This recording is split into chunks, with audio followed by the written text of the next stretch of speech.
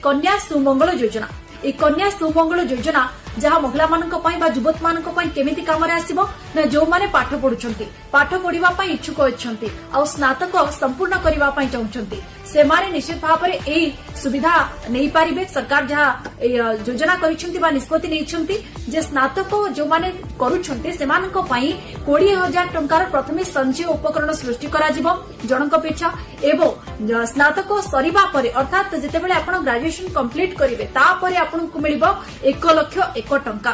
तेणु जितेबाला महिला सशक्तिकरण दिगरे अधिक चिंता करुछन्ते सरकार तेणु ए योजनाटी निहाती भाव में सहायक हेबो से युवती मानक पई जो माने पाठ पढ़िबा पई चाहछन्ते आउ जेतेबाला स्नातक सरुछि आउ तापर 1,01,000 टंका मिलुछि निहाती भाव में आपण मानक हायर स्टडीज पई मध्ये आपण चिंता करि परिबे। आउ गोटे कथा एठी हम कहि रखिबा जे आरंभ स्कूल रे जॉइन करिबा परठारु ही सरकारी सुविधा गुडी को उपलब्ध रहउछि जे केमिति पिला माने पाठ पढ़िबे शिक्षित हेबे आ गोटे समृद्ध ओडिशा गठन में शिक्षार बेस गुरुत्व रही से महिला मानक युवती मानक सरकार चिंता करुछन्ति। गोटे गरीब आर्थिक अनग्रसर श्रेणी जदि झीटी रही है गोटे गरीब परिवार से जन्म होता है आ पाठ पढ़ार अर्थ बाधक साजु थाए ताले सरकार हाथ बढ़ाउछन्ति सरकार सहायता देउछन्ति आगु आसंतु पाठ पढ़ंतु सरकारी सहायतार लाभ उठांतु।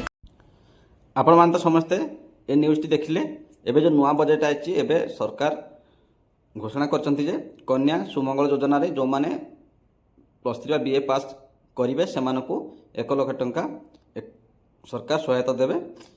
ए योजना जेतले लागू होबो बा जेतले केमती आवेदन करिवे आपण केमती अप्लाई करिवे तार एक नुआ वीडियो नेकी आसीबी।